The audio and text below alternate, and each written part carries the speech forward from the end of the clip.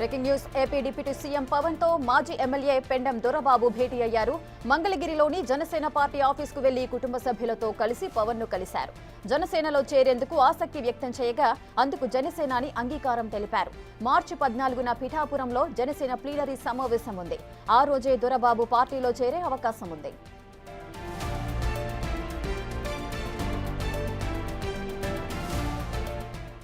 AP deputy సీఎంతో మాజీ MLA Pendem Dorababu భేటీ అయ్యారు. భేటీకి సంబంధించిన పూర్తి డీటెయిల్స్ మా ప్రతినిధి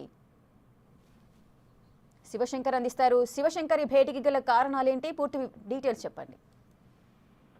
ఏరక చూసుకున్నట్లయితే ఈ రోజు అసెంబ్లీ సెషన్స్ అయిపోయిన తర్వాత జనసేన పార్టీ కేంద్ర కార్యాలయంలో అయితే పిఠాపురం మాజీ ఎమ్మెల్యే పెండం దొరబాబు పవన్ కళ్యాణ్, రాష్ట్ర డిప్యూటీ సీఎం పవన్ కళ్యాణ్ తో అయితే భేటీ అయ్యారు.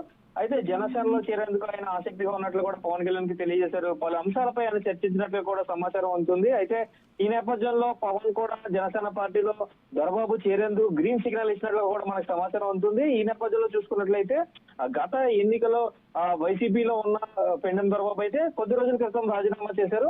అయితే ఈ అది ఏదైతే వంగాగీతం తీసుకొచ్చి పిఠాపురం సెగ్మెంట్ లో సిట్టింగ్ ఎమ్మెల్యేగా ఉన్న తనని కాదని వంగాగీతానికి సీట్ ఇవ్వడమే వైసీపీకి రాజీనామా చేయడానికి ప్రధాన కారణంగా కనిపిస్తుంది. అప్పటి నుంచి కూడా పవన్ కళ్యాణ్ తోటి భేటీ అవ్వడం, అలాగే పవన్ కళ్యాణ్ ఎప్పుడు తన పార్టీలోకి రమ్మని వస్తానంటూ కూడా పెండం దొరబాబు ఓపెన్ గా ప్రకటించారు. అయితే జనసేన పార్టీ ప్లేనరీ అంటే జనసేన పార్టీ ఆవిర్భావ దినోత్సవం మార్చి 14వ తారీఖున పిఠాపురం నియోజకవర్గంలోనే జరగనుంది. ఈ నేపథ్యంలోనే ఆ ప్లేనరీలో ఆయన జాయిన్ అవుతారంటూ కూడా ఇప్పటికే చెప్తున్న పరిస్థితి కనిపిస్తుంది. లేదా 9 లేదా 10వ